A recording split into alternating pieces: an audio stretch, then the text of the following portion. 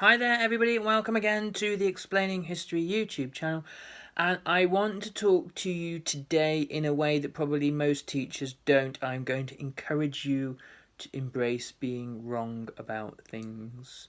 Okay, so traditionally we walk into a classroom, there's a sense of worry. Am I going to be as clever as the kid next to me? Am I going to have the same knowledge as the person on the other side of me? Is the person who's got all the smart answers going to make me look foolish? And then there's a mounting level of stress that kind of rises from there. This is the experience in, most lessons that people have. Even if you are the cleverest kid in the class, there's always still that kind of anxiety.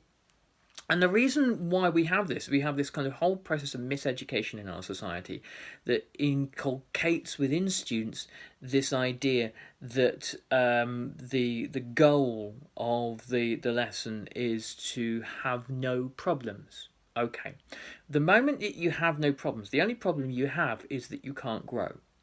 The moment that you understand that 2 and 2 equals 4, or that the Battle of Hastings happened in 1066, you need a bigger problem.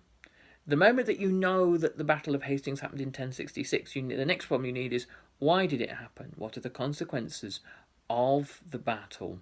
Who was involved? What higher orders of knowledge do we need from there?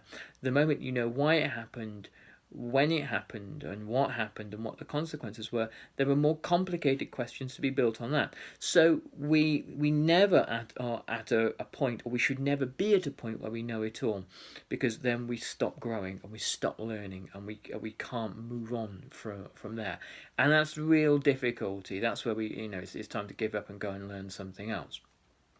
So when we get to the point where we have a sense that we are encountering problems, that's good.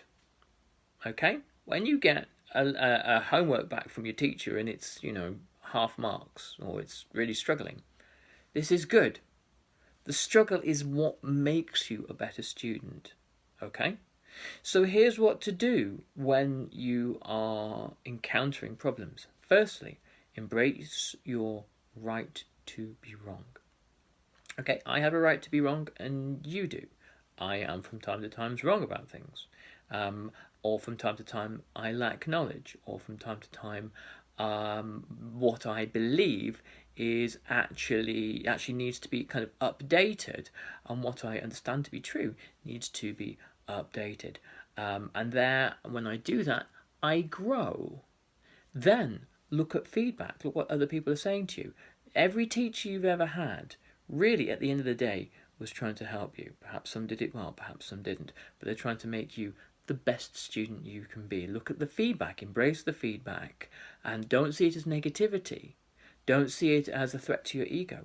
Don't see it as a threat to your pride. See it as the stepping stones to do better. Then you must apply the work.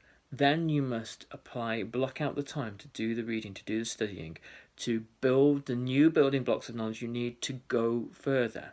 The whole process of this is to build the structures you need to go further, to answer more complicated questions, to uncover more difficult to understand truths.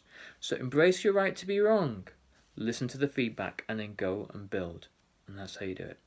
All the best, and I'll catch you on the next video.